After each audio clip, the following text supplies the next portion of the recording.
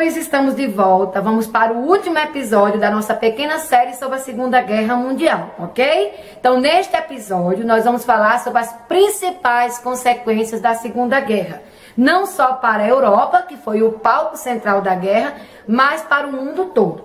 Afinal, o mundo não foi mais o mesmo depois da Segunda Guerra Mundial. Ela foi determinante para a história da segunda metade do século XX, ok? Então vamos lá, então não esqueçam nossos recadinhos de sempre, vamos curtir, vamos comentar, vamos compartilhar. Se não se inscreveram no canal, vão lá e se inscrevam e ativem o sininho das notificações, ok?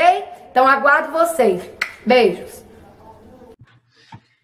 Bem, amores, estamos de volta. Vamos para o nosso último episódio da nossa pequena série sobre a Segunda Guerra Mundial. Então, no episódio anterior, nós falamos sobre os principais acordos, né, que fecharam aí a Segunda Guerra Mundial, os principais acordos realizados entre as potências, os países que venceram a Segunda Guerra. E nesse sétimo e último episódio, nós vamos falar sobre as principais consequências da Segunda Guerra Mundial. Não só para a Europa, né, que foi o palco central desse conflito, mas para o mundo como um todo, porque o mundo não foi mais o mesmo depois da Segunda Guerra Mundial. Muitas consequências geradas por esse conflito foram determinantes para a história do século XX. Então, obviamente, uma das primeiras consequências que nós vamos falar é exatamente sobre a grande mortalidade e os enormes custos materiais da guerra. Então, a Segunda Guerra Mundial ela foi muito mais destrutiva do que a Primeira Guerra Mundial, muito em parte por conta do desenvolvimento de novas armas. Então, aumentou o poder destrutivo, né, dessas armas e, consequentemente, aumentou a destruição, não só material, mas também a destruição das economias. Então, não só da Europa, como torno a dizer, foi o principal palco, o palco central desse conflito, mas também atingiu o mundo como um todo. Então, o mundo todo sofreu as consequências da Segunda Guerra Mundial. E, obviamente, quando a gente fala em consequência, nós estamos falando na questão da mortalidade. Então, a Segunda Guerra Mundial ela foi 5 vezes superior em termos de quantidade de mortos do que a Primeira Guerra Mundial. Então, se na Primeira Guerra Mundial nós tivemos pouco mais de 10 milhões de mortos, então, na Segunda Guerra nós tivemos cerca de 55 milhões de mortos. Então, 5 vezes superior o número de mortes da Segunda Guerra em relação à Primeira Guerra Mundial. Agora, olha só que interessante, dessa quantidade imensa de mortos, não só entre militares, mas também civis, nós tivemos aí praticamente a metade desse número foi de russos. Então, a União Soviética, ela pagou o preço mais caro em vidas humanas desse conflito. Então, cerca de 26 milhões de mortes foram só na Rússia.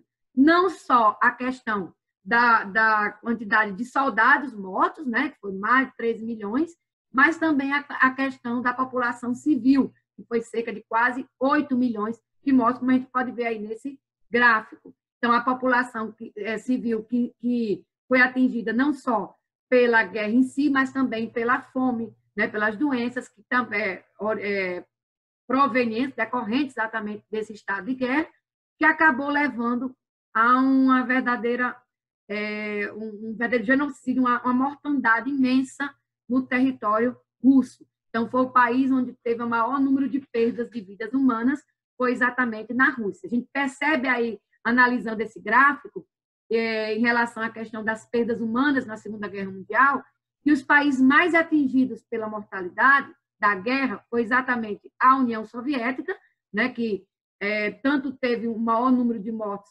em número de militares na guerra, foi dos militares russos, foi o país que pagou o maior preço, né, em termos de vidas humanas, né, nos combates, morreu mais gente, foi o exército russo, mas também a população civil, foi o país que teve a maior quantidade, assim, uma das maiores quantidades de perdas de vida humana na população civil. No caso da Polônia, nós tivemos aí uma grande quantidade de mortes, mais de 5 milhões de mortes. Isso deve, em grande parte, a ter sido o primeiro país que foi invadido pela Alemanha, que iniciou a guerra. Nós também tivemos aí na Polônia, como a gente vai ver, daqui a pouco, a maior quantidade dos campos de concentração nazistas, né, onde os campos de extermínio também foram localizados na Polônia, né, como é o caso de Auschwitz, na Polônia, o maior campo de concentração nazista, de campo de extermínio. Nós tivemos também a China, né, que teve uma grande quantidade da sua população civil morta, isso grande parte pelo exército japonês, né, que invadiu a China. E em relação ao Reino Unido, em relação à França e ao próprio Estados Unidos, a gente percebe uma diferença imensa. Você perceber aí, os Estados Unidos, ele só teve perdas militares, e coisa de 0,3%, né, de 300 mil soldados que morreram na Segunda Guerra Mundial, aproximadamente. Então, quer dizer, está morrendo mais gente nessa pandemia nos Estados Unidos do que morreu em toda a Segunda Guerra Mundial, em número de americanos que morreram na Segunda Guerra Mundial. E se você perceber bem aí nesse gráfico, você não percebe a quantidade de população civil. Por quê? Porque da mesma forma que aconteceu na Primeira Guerra, na Segunda Guerra, o território americano não foi atingido. Os Estados Unidos passou por 2 guerras sem ter o seu território interno, né, o seu país, alvo sendo atingido pelos conflitos. Então, nem teve destruição no seu território, nem teve morte de população civil. Óbvio que aí a gente vai fazer uma ressalva em relação ao Havaí, né, porque o ataque à base americana de Pearl Harbor, né, então foi um ataque a uma base militar, uma base naval, no Havaí, que apesar de ser considerado um estado americano, é um estado americano, faz parte dos 50 estados americanos, mas não fica no território americano. Uma ilha do Pacífico, não fica dentro do país mesmo, que a gente chama de Estados Unidos da América. Então, os Estados Unidos da América, ele tem 2 estados que fazem parte dos Estados Unidos, são parte dos Estados Unidos, são estados americanos, mas que não estão ligados ao seu território, que é o caso do Alasca e é o caso também do Havaí.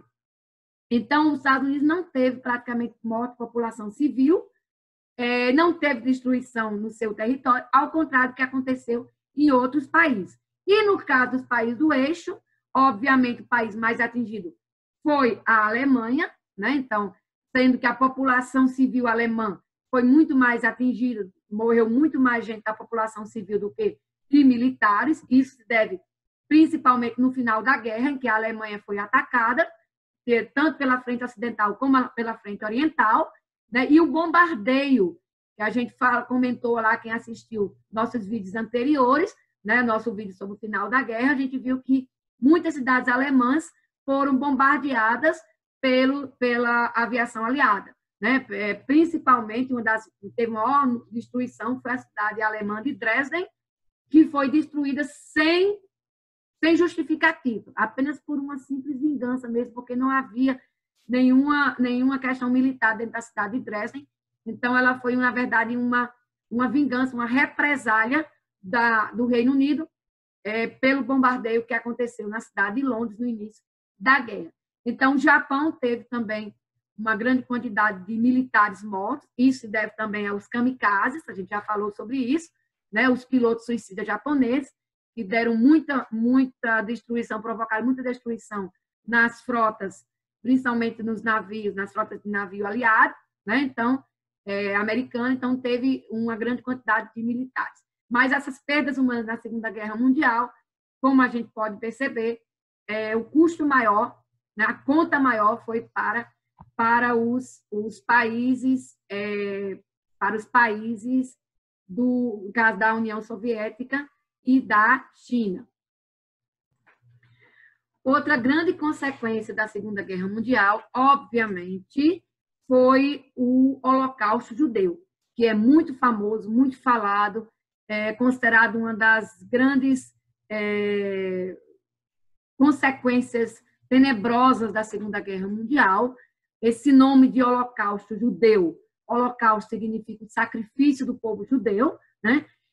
Foi o nome que se deu a uma ordem dada por Hitler, né, para os campos de concentração que existiam, abrigando prisioneiros, principalmente judeus, na Alemanha e também né, em outras regiões, como é o caso da Polônia. Então, essa ordem ficou conhecida, né, ficou famosa como a chamada solução final.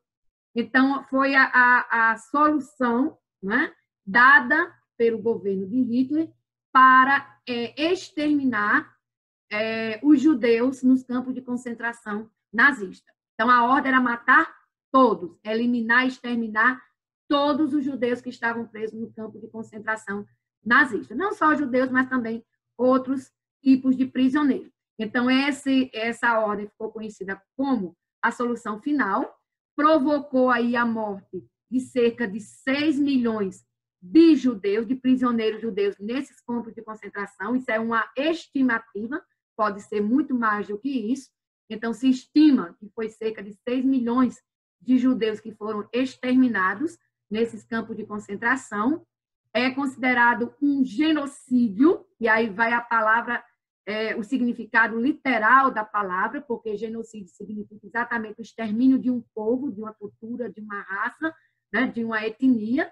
Então, o objetivo de Hitler, né, e dos seus assessores foi exatamente, o objetivo era exterminar, né, os prisioneiros, e só não foi mais, né, só não porque a guerra terminou antes, né, e os aliados, né, os exércitos americanos e soviéticos, abriram, né, invadiram aí os campos de concentração e libertaram esses prisioneiros. E quando houve essa libertação, né, quando houve a abertura desses campos de concentração no fim da guerra, então as imagens que o mundo viu foram as mais tenebrosas, as mais horríveis possível, a mais degradante possível da perversidade humana, né, mostrando aí a perversidade humana. Então, antes da gente falar um pouco mais sobre esse holocausto judeu, né, que vai ter muitas consequências, é bom explicar o que é um campo de concentração. Porque os campos de concentração, e também conhecidos como os campos de trabalho forçado, eles não foram exclusividade dos nazistas. É bom deixar isso bem claro. Porque quando a gente fala em campo de concentração, a gente só lembra dos nazistas. Mas os campos de concentração nem foram inventados pelos nazistas e não foram exclusividade deles. E também não é uma coisa que foi extinta, porque até hoje nós temos relatos de campos de concentração pelo mundo. Então, essa semana mesmo, né, o governo Trump, antes de terminar o governo dele, denunciou a China por um genocídio, né, contra um povo, uma etnia cultural lá na China, inclusive com a existência de campos de concentração de trabalhos forçados. Né? Então, isso aí é uma coisa que existiu durante toda a história, não foi uma exclusividade dos nazistas, os japoneses também tiveram campo de concentração, e olha só, aqui no Brasil, nós também tivemos campo de concentração, sim, senhor. Por quê? Porque na época da Segunda Guerra Mundial, quando o Brasil entrou na guerra, então houve uma perseguição contra os japoneses que moravam aqui, contra os alemães. E muitos japoneses foram enviados para a Amazônia, né, para outras regiões, para o Acre, para a Amazônia, para serem presos em locais, em colônias penais, que se assemelhavam a campos de concentração. Então, os alemães, por exemplo, na região sul do Brasil, que tem muitas cidades que foram fundadas por alemães, os alemães foram proibidos de falar alemão, houve uma perseguição muito grande aqui no Brasil, muitos foram presos, né? E aqui muitos japoneses também foram enviados para a região do norte do Brasil, para verdadeiros campos de concentração. Então, não é vamos dizer assim, uma exclusividade dos nazistas, embora, obviamente, os mais famosos sejam exatamente os campos de concentração do nazismo. Então, um exemplo bem famoso de um campo de concentração na história eram os chamados gulags, que existiam na União Soviética, na Sibéria, que eram os campos de trabalho forçados, né, que existia desde a época dos czares, que não foi também uma invenção dos soviéticos, né? Eles existiam desde a época do regime czarista, né? Geralmente ficavam em regiões inóspitas, como a Sibéria. Na época dos czares eram chamados de katorgas, né? E na época, principalmente do governo de Stalin, que foi um amplo utilizador, que utilizou bastante, né? Foi um intenso utilizador dessa prática de campos de concentração, para onde eram enviados principalmente os presos políticos, né, para trabalhos forçados, né, que eram verdadeiros campos da morte, né, principalmente em regiões inóspitas como a Sibéria. A diferença dos campos de concentração nazista, isso aí é o que fez a diferença, o diferencial, né, quer dizer, que tornou famoso, é porque eles se destacaram em virtude do processo que a gente conhece como a mecanização da morte.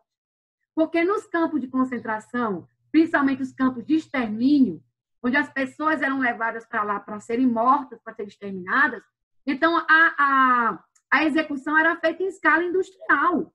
Então, principalmente utilizando os fornos de gás.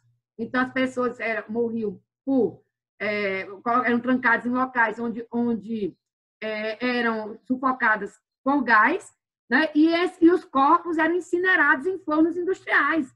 Então, havia uma escala industrial nessa questão da mecanização da morte nos campos de concentração nazistas. Então, as câmaras de gás, onde as pessoas eram mortas, depois os corpos eram incinerados em fornos industriais. Então, por isso que quando se fala em concentração, a gente lembra logo desses campos nazistas por essa prática, assim, essa utilização da morte em escala industrial, a mecanização da morte. Na época da solução final, quando foi dada a ordem da solução final, as câmaras de gás funcionavam 24 horas, então os fornos não davam vencimento da demanda de corpos. Então, no final, já estavam nem mais incinerando os corpos, jogando em valas comuns uns sobre os outros, tanto que quando o exército americano, o exército soviético, entraram nos campos de concentração, as imagens que os soldados viram, que viralizaram o mundo todo, foram fotografadas e correram o mundo todo através dos jornais, eram pilhas e mais pilhas e mais pilhas de corpos, milhares e milhares de corpos amontoados uns sobre outros em valas comuns, porque os fornos industriais não estavam mais dando vencimento. Então, essa prática da perversidade humana, que é os campos de concentração, eles se destacaram no regime nazista exatamente por conta dessa morte em escala industrial, na utilização da mecanização da morte. É bom lembrar também que os principais campos de concentração e extermínio do nazismo não se encontravam em território alemão. Então, os mais famosos, que mataram mais gente, né, o mais famoso, quando se fala em campo de concentração, o primeiro nome que se vem à cabeça é o campo de Auschwitz, na Polônia. Então, a maior parte deles se encontravam no leste europeu. Desses aí, a maioria na Polônia. A Polônia serviu o território polonês serviu de ponto de instalação desses campos de concentração. Na Alemanha, os campos que foram construídos eram pequenos, né? Se a gente comparar aí com a capacidade dos campos poloneses, Auschwitz tinha uma capacidade para absorver prisioneiros imensa, era imenso o campo de Auschwitz. Sendo que na Alemanha, praticamente não tinha campo de extermínio. Os campos eram mais usados para trabalhos forçados, para opositores políticos, né, que eram levados para os campos de concentração para trabalhos forçados, para homossexuais, porque a homossexualidade era considerado crime, né? Então, os homossexuais eles eram colocados nesse campo de concentração, identificados como tais, eram rotulados, eram colocados um adereço rosa neles, que era para identificar criminosos, né? E também judeus, mas não eram propriamente campos de extermínio. Os campos de extermínio mesmo foram aqueles construídos no leste europeu, principalmente na Polônia. O primeiro campo de concentração que foi construído pelo regime nazista, em 1933, ainda nem tinha começado a Segunda Guerra Mundial, foi o campo de Dachau. Então, o campo de Dachau ele foi o primeiro campo de concentração nazista construído, antes mesmo da Segunda Guerra Mundial. Agora, obviamente, os principais campos de concentração foram construídos no leste europeu, em países do leste europeu, e aí a gente colocou essa tabelinha para mostrar quais foram os campos onde morreram mais gente, os campos mais mortíferos, onde teve a maior quantidade de mortes. Obviamente, a grande percentual de mortes aí, quase 90%, eram de judeus, né, que eram levados para esses campos de extermínio. Então, o top de linha, assim, em primeiro lugar, obviamente, claro, foi o campo de Auschwitz-Birkenau, que fica na Polônia. O campo de Auschwitz, ele funcionou logo desde o início da guerra, em abril de 1940, até janeiro de 45. Quer dizer, ele funcionou praticamente a guerra toda. Estima-se que nesse campo morreram cerca de entre 1.100.000 pessoas e 1.500.000 pessoas. Então, foi o campo onde morreu a maior quantidade de gente. Não só nas câmaras de gás, mas também de fome, pelos maus tratos e pelas experiências bizarras que era feita pela medicina nazista nesses campos de concentração. Ou seja, todo tipo de perversidade que você puder imaginar que o ser humano criou. Então, a grande maioria desse percentual de pessoas mortas, essa quantidade de pessoas mortas, era de origem judaica. Aí nós temos o campo também de Treblinka, que funcionou de 42 a 43. Esse aí morreu cerca de 800.000 pessoas, também na Polônia. Todos eles são na Polônia. Os campos de Balzec, que funcionou de 42 a 43 também, morreram cerca de 600.000 pessoas. O de Chelm, que funcionou de 41 a 43, de abril de 44 a janeiro de 45, onde morreram cerca de 340.000 pessoas. E o da própria capital da Polônia, também tinha o seu campo de concentração, a cidade de Varsóvia, que operou de 42 a 44 e morreram cerca de 200.000 pessoas. Atenção, não foram só esses, ok? Tiveram outros campos de concentração, tanto na Polônia como em outras regiões também do leste europeu. Mas os mais mortíferos, que morreram mais gente, foram exatamente esses campos que nós colocamos nessa tabela. Obviamente, Auschwitz ganha de longe de todos eles, né? Foi o campo também o mais famoso. Até hoje, é bom lembrar que esse campo de Auschwitz, ele existe, ele é aberto à visitação, então ele foi preservado como um memorial, né, para que as pessoas entendam o que acontecia ali, para que não aconteça novamente. Então, da mesma forma que Hiroshima preservou uma parte de prédios destruídos pela bomba de Hiroshima, né, que é o memorial do Hiroshima, que preservou o prédio exatamente como ele foi destruído na época. Também a Polônia preservou Auschwitz, né, o prédio da campo de concentração, as estruturas do campo de concentração, que hoje são abertas ao público, né, ao turismo. As pessoas vão lá visitar e lá é mostrado como é que funcionava. Ainda tem toda a estrutura, os fornos, os locais da cama de gás, tem todas as celas, tem toda a estrutura lá e tem toda uma exposição sobre o funcionamento do campo de Auschwitz. Uma outra consequência da Segunda Guerra Mundial, obviamente, é o fim dos regimes totalitários, mas os fins dos regimes totalitários na Alemanha e na Itália. É bom deixar claro isso, tá? O nazismo, né, foi extinto, quer dizer, extinto entre aspas, ele acabou naquela época, mas as ideias nazistas e fascistas continuam existindo até hoje. Por isso nós temos movimentos que são chamados de fascistas, ideologias neonazistas, e então elas sobrevivem até hoje, infelizmente. Mas o regime político do nazismo na Alemanha e o regime político do fascismo na Itália, eles tiveram fim após a Segunda Guerra Mundial. Mas outros regimes com as mesmas características não foram extintos. Foi o que aconteceu, por exemplo, na Espanha, com o regime franquista, né, do general Franco, e em Portugal, com o regime salazarista, né, de Antônio Salazar, que sobreviveram à Segunda Guerra, não se envolveram diretamente na guerra, a Espanha nem a Portugal, foram preservados pela Alemanha, porque eram países aliados. Como não se envolveram com a guerra, não sofreram diretamente as consequências, né, dos países que venceram, e o regime conseguiu sobreviver à guerra, né, e só foi extinto, vamos dizer assim, na década de 70, né, no final da década de 70. Então, quando morreram os dois líderes principais, né, que foi Salazar e o general Franco, mas tiveram uma longevidade, uma grande longevidade, esses regimes, tanto o salazarismo quanto o franquismo. Quem quiser saber mais sobre a história desses dois regimes, é só ir lá no nosso canal, ver a playlist lá do Período Entre Guerras, que nós estamos falando sobre a Guerra Civil Espanhola, e a gente fala sobre esse regime do franquismo, né? E também a gente fala sobre o salazarismo em um dos episódios, nos primeiros episódios primeiro ou segundo episódio, não estou bem lembrado, da nossa série sobre o período entre guerras.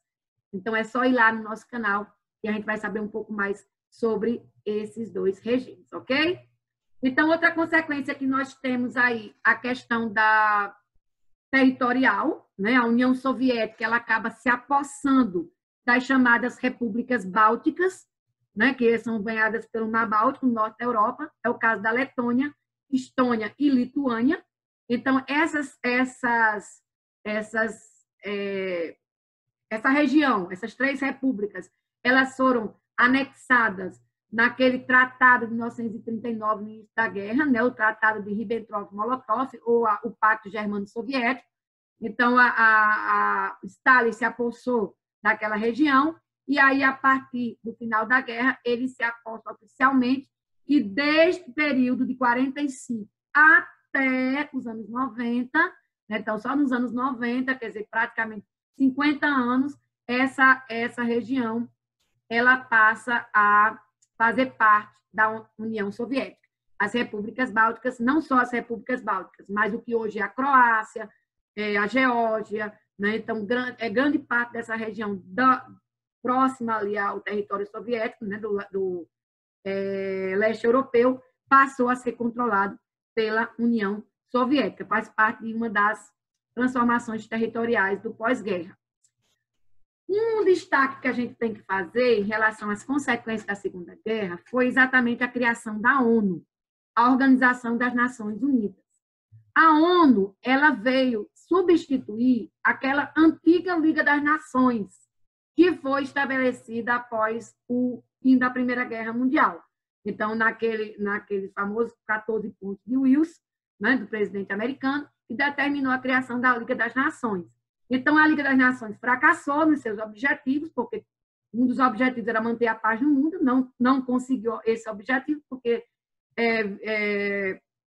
20 anos depois nós tivemos o início da Segunda Guerra Mundial, 1939, e aí, depois da Segunda Guerra Mundial, em fevereiro de 1945, não tinha nem terminado a guerra oficialmente, na famosa Conferência de São Francisco, nos Estados Unidos, foi criado a Organização das Nações Unidas, que tinha o objetivo de reunir os países numa organização, né, para juntos conseguir manter a paz no mundo. Então, a ONU, ela reunia inicialmente 51 nações, hoje são 193.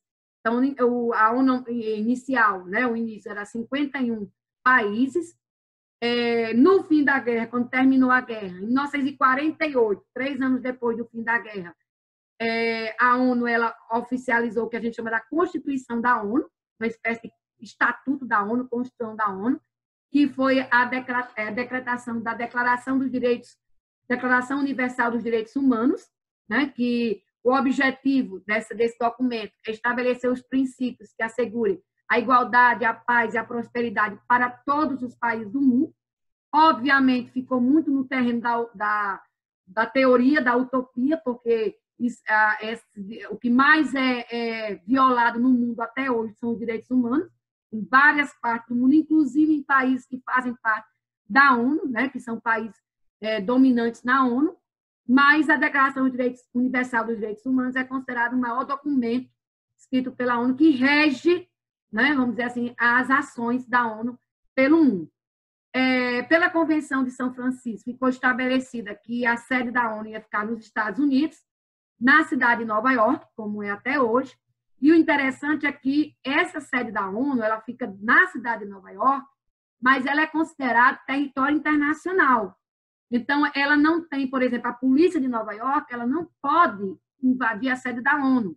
Ela não tem gerência, o governo americano, não é só a polícia de Nova York, não, o governo americano, ele não tem ingerência dentro do território da sede da ONU. É considerado um território internacional. Então, ali o governo americano não tem ingerência sobre aquele pedaço de terra onde está a sede da ONU. É interessante saber também que o Brasil é um dos 51 países fundadores da ONU. Desde outubro de 45, o Brasil faz parte da ONU. É por isso que, pela ordem alfabética, o país mais antigo, pela ordem alfabética, né, entre os 51 países fundadores, o primeiro é o Brasil, né, pela ordem alfabética, e é por isso também que o Brasil, todo ano, ele faz o presidente brasileiro que estiver no poder, ele faz o discurso de abertura dos trabalhos da Assembleia Geral da ONU. Por isso que todo ano a gente vê lá o presidente brasileiro fazendo o discurso de abertura, fazendo a abertura dos trabalhos da Assembleia Geral da ONU, porque o Brasil faz parte dos fundadores da ONU, um dos 51 países fundadores, e pela ordem alfabética ele vem em primeiro lugar, né? Por isso que ele faz esse discurso de abertura. A ONU tem uma estrutura bem direcionada, né? A estrutura e funcionamento da ONU. Então, é formado basicamente pela Assembleia Geral, que é formado por representantes de todos os países membros, de todos os Estados membros, tem os seus representantes na ONU. Então, essa Assembleia Geral é que faz a discussão, né? Tem o trabalho de abertura, ela faz as discussões, né? dos problemas mundiais. Aí nós temos o Conselho de Segurança, que é o principal órgão da ONU. É o Conselho de Segurança que decide a guerra e a paz. Por exemplo, se decide que um país pode declarar guerra ao outro, se essa guerra é legalizada, e também é que julga agressões militares, agressões entre países. É o Conselho de Segurança. Esse Conselho de Segurança é constituído por 5 países membros permanentes, ou seja, que tem cadeira vitalícia. É o caso dos Estados Unidos, União Soviética, Reino Unido, França e China. Então, esses 5 países, eles são membros cativos do Conselho de Segurança. Tem cadeira cativa, ou seja, não pode ser substituído. E também, além desses 5, nós temos os 10 países membros que são eleitos por um mandato de 2 anos. Então, a Assembleia Geral escolhe, a cada 2 anos, 10 países, um rodízio. Então, a cada 2 anos, são 10 países que fazem parte do Conselho da ONU. Na verdade, é o seguinte: quem manda no Conselho de Segurança da ONU são os países que são permanentes. Por quê? Porque eles têm direito de veto. Então, qualquer decisão tomada pelo Conselho, se um desses países, Estados Unidos, União Soviética, Reino Unido, França ou China, vetar, basta um vetar, então não vai para frente a decisão. Os outros 10 países membros, eles têm direito a voto, mas não têm direito a veto.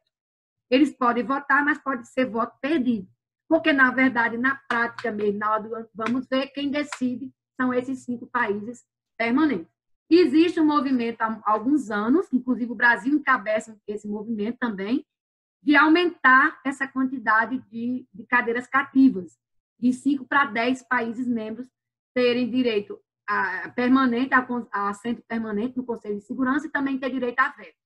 Só que isso não vai passar nunca, porque esses 5 países, nenhum deles tem interesse em ampliar esse leque aí de possibilidades de veto, né? Então, são essas 5 potências aí, não tem nenhuma, vamos dizer assim, interesse, não tem nenhum interesse em aumentar aí esses direitos dos países membros. Então, na prática, quem manda são eles. Um exemplo bem prático que aconteceu alguns anos atrás foi a questão da guerra da Síria.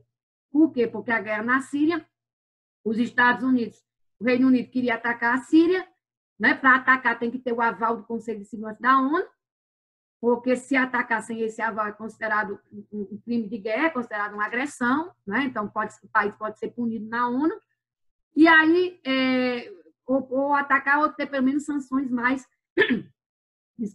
rígidas para atacar a Síria.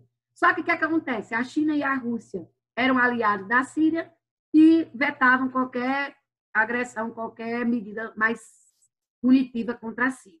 Então, isso, na verdade, quem decide são esses 5 países. Então, além da Assembleia Geral do Conselho de Segurança, nós temos o Conselho Econômico e Social, que é composto por 18 países membros eleitos pela Assembleia Geral e também por vários órgãos. Então, esse Conselho Econômico é que gerencia vários órgãos que gerenciam os aspectos do mundo, vários aspectos no mundo. Por exemplo, nós temos a OIT, a Organização Internacional do Trabalho, que delega e que gerencia e que fiscaliza a questão do trabalho no mundo. Nós temos a OMS, que está muito em voga agora, né, muito falada por conta da pandemia, a Organização Mundial da Saúde, que faz parte da ONU, e que é o órgão responsável por direcionar toda a questão da saúde no mundo. A gente está vendo isso agora na coordenação em relação à questão da pandemia do coronavírus. Nós temos a FAO, que é o Conselho da ONU responsável pela agricultura, principalmente pela produção de alimentos. Nós temos a Unicef, que também é muito falada, principalmente na época da campanha do Criança Esperança, né? A gente sabe disso, que é exatamente a Unicef que trata da questão da criança, da proteção ao direito da criança, que realiza ações exatamente em cima disso. A Unesco, que é o órgão da ONU responsável pela questão da educação, da cultura, do patrimônio histórico no mundo, que é a Unesco que gerencia a questão, por exemplo, da preservação do patrimônio histórico. Nós temos aí também o FMI. O FMI é o Fundo Monetário Internacional, junto com o Banco Mundial, eles fazem a questão econômica do mundo, né, gerenciam a questão econômica e empresta dinheiro para os países, né, para os países membros, para os Estados membros. Então, esses são alguns dos principais órgãos que faz parte do Conselho Econômico e Social da ONU. Nós temos também o Tribunal Internacional, né, que a gente já falou dele no episódio anterior, tá, no Tribunal de Nuremberg, composto por 15 juízes eleitos pela Assembleia Geral por um período de 5 anos. Né? Então, esse Tribunal Internacional, também conhecido como Tribunal de Haia, né, que substituiu aquele Tribunal de Nuremberg, né, que foi criado para julgar os nazistas, os crimes de guerra. Então, o Tribunal Internacional, que é o famoso Tribunal de Haia, porque a sede dele fica na cidade de Haia, na Holanda. E, para coordenar todo esse trabalho, nós temos a figura do secretário-geral. Né? Então, o secretário-geral, ele é uma espécie de não é presidente da ONU, mas ele que coordena todos os trabalhos da ONU. E ele fala em nome da ONU. Então, ele é o representante da ONU. É o caso, por exemplo, do português. Atualmente, o secretário-geral da ONU é o português Antônio Guterres. Antônio Guterres, ele hoje é o que responde pela ONU, é o secretário-geral da ONU. Esse cargo ele é eleito por um mandato de 5 anos e é eleito também pela Assembleia Geral. As eleições para esses cargos, quem elege são a Assembleia Geral, os 193 países que fazem parte da ONU. Então, que atualmente a ONU conta com esses 193 países que são reconhecidos pela instituição. Atenção! Os países do mundo que são reconhecidos como países, no caso, reconhecidos pela ONU, são 193 países. Mas existem alguns países que não fazem parte da ONU, que não são reconhecidos como países. São reconhecidos como territórios, protetorados, mas não são reconhecidos pela ONU como países. É o caso, por exemplo, das Antilhas Holandesas, na América Central, Aruba, Bermudas, também na América Central. A China Taipei, que é conhecido como Taiwan. Taiwan foi uma dissidência da China comunista, que alguns países reconhecem como um país independente e outros países reconhecem como uma província revoltosa da China, né, que pertence à China, mas é rebelde, uma província rebelde. A Geórgia também, Guam, Hong Kong. Então, Hong Kong também, que a história de Hong Kong é bem interessante, né, porque Hong Kong ela fazia parte da China, mas ficou sob domínio britânico desde o fim da Guerra do Ópio, no final do século XIX, mas ficou estabelecido por um acordo entre a China e o Reino Unido, que Hong Kong seria devolvida no final do século XX, em 1999, isso aí realmente aconteceu. O Reino Unido devolveu a cidade de Hong Kong para a China, só que Hong Kong tem um tratamento diferenciado dentro da China, mas não é reconhecido. Alguns reconhecem como um país independente da China, mas a ONU não reconhece. A ONU, tanto Taiwan como Hong Kong, a ONU considera como fazendo parte da China. Lembre-se que a China tem um poder muito forte dentro da ONU. Também Porto Rico, né, que é considerado parte dos Estados Unidos, protetorado americano, as Ilhas Caimã, a Palestina, que também é um outro caso bem complicado, a questão do reconhecimento da Palestina. Muitos países reconhecem como um Estado, outros não reconhecem como um Estado, por conta da influência de Israel e dos Estados Unidos. Então, a Samoa Americana, Tahiti, todos esses países não são reconhecidos como países pela ONU. Mas outras organizações reconhecem muito dessas localidades como país. É o caso da FIFA, né, que para a FIFA, que organiza o futebol no mundo, existem 211 países. Pelo COI, Comitê Olímpico Internacional, existem 206 países. Então, existe essa diferença aí. Mas, oficialmente reconhecido pela comunidade internacional e pela ONU, só são 193 países no mundo, que hoje faz parte da ONU. Né? Então, como é que a ONU se mantém? É interessante saber disso. A ONU ela é mantida através da contribuição dos países membros. Então, cada país ele paga uma espécie de mensalidade para a ONU. Então, para fazer parte da ONU, tem que fazer esse pagamento. É desse dinheiro que vem dessas contribuições que a ONU realiza as suas ações no mundo, em todos os aspectos, né? Na educação, na cultura, na saúde, né? Na preservação do trabalho, preservação do patrimônio, enfim, em todos os aspectos. E essa contribuição, ela depende da situação econômica de cada país. A lógica é, país mais rico paga mais, país mais pobre paga bem menos. Então, essa contribuição ela pode ir de 0,01% do PIB, do Produto Interno Bruto de cada país, até 25% do PIB. Então, por exemplo, o país que paga mais, a maior contribuição, é exatamente os Estados Unidos. Paga 22% do PIB americano, é o que ele paga para a ONU. Né? Aí vem o Japão, a Alemanha, Reino Unido, França e tal, enfim. Os países, no Brasil, não chega a pagar 1% do PIB, né? 0,87% do PIB como contribuição. O restante, outros países membros pagam, juntando tudo, em torno de quase 24% do valor que a ONU arrecada. Mas é assim que a ONU se mantém. Logicamente que esse valor é variável, porque depende do PIB, e o PIB depende de uma série de fatores da economia de cada país. Deu para entender direitinho a questão da ONU, né, o funcionamento, né? Então, acredito que ficou bem claro. Então, outra consequência da Segunda Guerra Mundial foi a criação do Estado de Israel. Então, em 1948, uma reunião, a ONU aprova a criação do Estado de Israel na região da Palestina. Já tinha sido dividida, né, no ano anterior, em 47, já tinha sido feita a partilha, a divisão entre a parte que caberia à Palestina e aos palestinos, que já eram, obviamente, os donos da terra, e a parte que caberia ao novo Estado de Israel, que seria um Estado judeu. Né? Essa criação do Estado de Israel, obviamente, vai gerar uma série de consequências. Então, em 2018, nós comemoramos 70 anos da criação do Estado de Israel. Então, isso gerou uma série de consequências para a instabilidade político-militar da região, isso até hoje. Então, são mais de 70 anos da criação do Estado de Israel, 70 anos de um conflito entre esses dois povos, judeus e palestinos.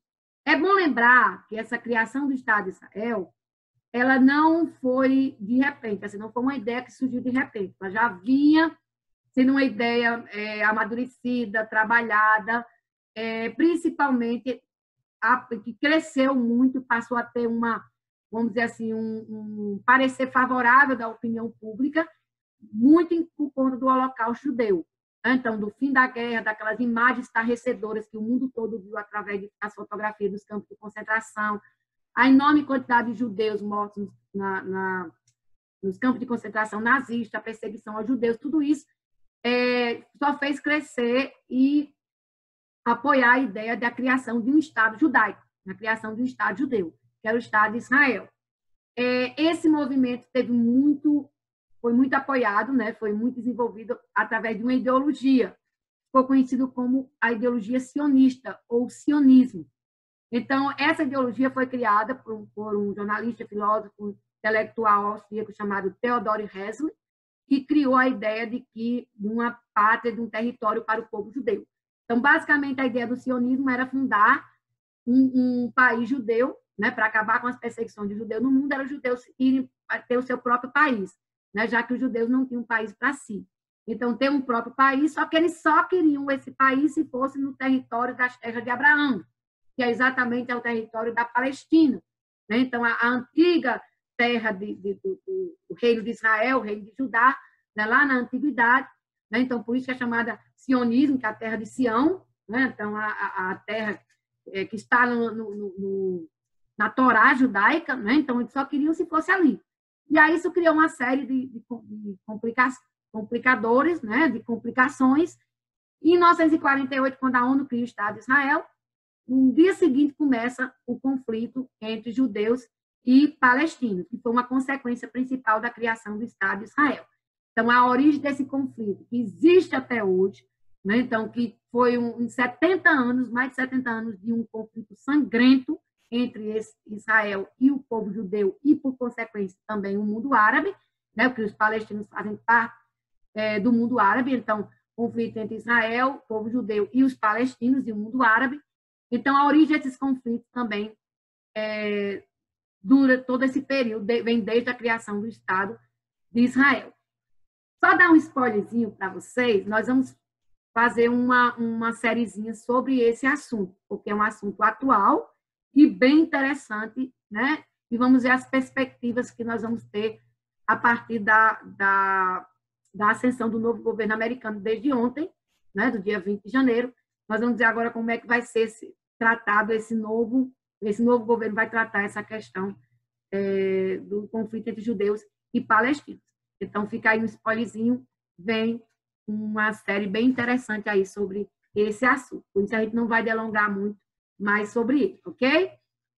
Obviamente, com o fim do domínio europeu no mundo, a Europa foi destruída após a Segunda Guerra, então a Europa caiu, né, a sua economia, perdeu a sua hegemonia no mundo, com isso cresceu também, ao mesmo tempo que houve esse declínio do domínio europeu no mundo, houve o crescimento, surgimento dos duas grandes superpotências, né, e o início da bipolarização mundial. Então, Estados Unidos e União Soviética dividiram o mundo entre eles, então, entre essas duas superpotências, e deu origem ao que nós chamamos de Guerra Fria. Então, a Guerra Fria, como o próprio nome diz, foi uma série de conflitos em que essas duas potências se envolveram direta ou indiretamente a partir do final da Segunda Guerra Mundial e que durou até a década de 1990 com o fim da União Soviética. Então, essa Guerra Fria, vão ter muitos, vamos dizer assim, muitos acontecimentos, muitos conflitos ao longo desses 50 anos, praticamente, né, de Guerra Fria que nós tivemos no mundo. Então, a Guerra Fria foi, de uma forma bem simplista, o conflito, a bipolarização mundial, né, e a oposição entre essas duas superpotências. Né? Então, os Estados Unidos, que dominava a parte capitalista do mundo, e a União Soviética, que dominava a parte comunista do mundo. Então, o mundo ficou dividido aí nessas duas potências, como a gente pode ver agora. Então, um exemplo é a Europa após a Segunda Guerra Mundial, fica bem claro, né, a hegemonia soviética nessa parte vermelha. Então, toda aquela região que foi liberta da Alemanha pelos soviéticos passou para o controle soviético, né? Então passou a dominar direta ou indiretamente essas regiões, ou anexando, como o caso das repúblicas bálticas, ou dominando politicamente, ideologicamente, no caso dos países do leste europeu. E no caso do país, a parte ocidental da Europa, nós vemos aí o domínio do capitalismo americano, né? Então isso vai se dar muito também em função da reconstrução desses países, porque da mesma forma as duas superpotências vão auxiliar financeiramente, militarmente, a reconstrução desses países, né? Então, o famoso Plano Marshall, né, que financiou a reconstrução da economia, a reconstrução territorial dos países aliados aos Estados Unidos, né? E também a União Soviética fez um mesmo plano também, um plano parecido para ajudar na reconstrução dos países que estavam sob a sua área de influência. Outra consequência que vai determinar também os rumos do século XX, após a Segunda Guerra Mundial, né, dos anos finais do século XX, foi o início da era atômica. Então, com o desenvolvimento da bomba atômica, né, pelos Estados Unidos, aquela bomba de Hiroshima e Nagasaki, a União Soviética também passou a investir na tecnologia de armas nucleares, e aí começou uma verdadeira corrida armamentista, cada país, cada superpotência investindo mais e mais em tecnologia nuclear, e o mundo passou a vivenciar essa era atômica, não só na questão bélica, mas também na questão de energia, com a criação das usinas nucleares, né? E, de certa forma, essa corrida armamentista, né? E esse grande arsenal que passaram a ter as duas superpotências, foi o que impediu, ironicamente, foi a existência desses arsenais que acabou impedindo, de certa forma, que esses países entrassem no conflito direto, né? Embora algumas vezes, nessa segunda metade do século XX, por pouco eles não ocorreu um conflito direto entre essas grandes potências. Foi o caso, por exemplo, a gente pode citar aqui a crise dos mísseis entre Cuba e Estados Unidos, em 1962, que por um tiquinho de nada a União Soviética não se envolveu e aí criaria-se um conflito nuclear. Mas a era atômica, né, tanto que o arsenal que existe hoje no mundo, não só nos Estados Unidos, nem na União Soviética, mas no mundo como um todo, muitos outros países desenvolveram as suas armas atômicas, é o caso da Índia, Paquistão, é o caso de outros países que desenvolveram, a China, que desenvolveram suas armas atômicas. O arsenal que existe hoje no mundo atômico é imenso, que faz com que aquela bomba lá de Hiroshima e Nagasaki em 45 seja um simples traque, ou seja, o poder de destruição da menor bomba atômica do mundo hoje, ela é no mínimo aí 100 vezes mais do que o poder destrutivo da bomba atômica de Hiroshima e Nagasaki. E para a gente finalizar, a gente vai também colocar como consequência que é com o fim da Segunda Guerra e principalmente com o declínio dos países europeus, esse processo acabou acelerando a questão da desintegração dos impérios coloniais, tanto os coloniais europeus, tanto na África como na Ásia.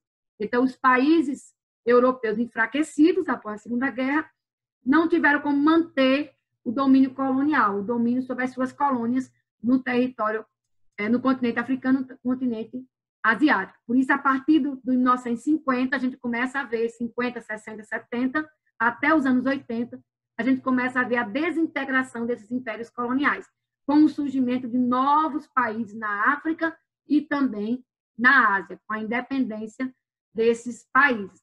Algumas independências vieram por acordos, né? Então, algumas independências acabaram sendo formalizadas através de acordos, e outras independências elas só vieram depois de muitos anos, mas muitos anos de guerra civil. O caso de Angola, por exemplo, que se libertou de Portugal depois de anos de guerra civil. Mas aí, todas essas consequências são outros fatos que a gente vai também explorar aqui no nosso canal Viajando na História, ok? Então, grata aí pela atenção nessa série. E olha só, próxima semana nós vamos ter uma surpresinha para vocês, ok? Um vídeo bom. Beijo. E aí, amores, chegamos ao fim da nossa pequena série sobre a Segunda Guerra Mundial. E aí, gostaram? Então, vamos maratonar os episódios anteriores? Então, na próxima semana, vou dar um pequeno spoiler para vocês. Na próxima semana, nós vamos trazer um vídeo bônus sobre a Segunda Guerra Mundial, ok? Então, aguardo vocês. Beijos!